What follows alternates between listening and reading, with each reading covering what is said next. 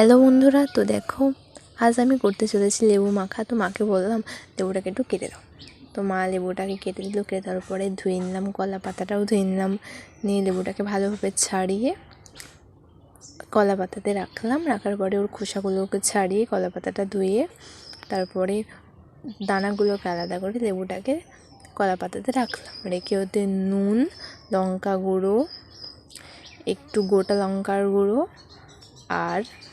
আর একটু বিট নুন দিলাম, দিয়ে ভালোভাবে মাখিয়ে নিলাম। হয়ে গেল লেবু মাখা। তো যারা যারা আর কি মাখা দেখতে চাও তো তারা অবশ্যই কমেন্ট করো।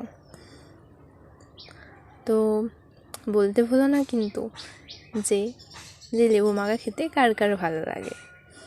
তো যারা যারা এই ভিডিওটি ভালো লাগে থাকবে তারা একটু কমেন্ট, লাইক, একটু শেয়ার করে দিও। Thank you.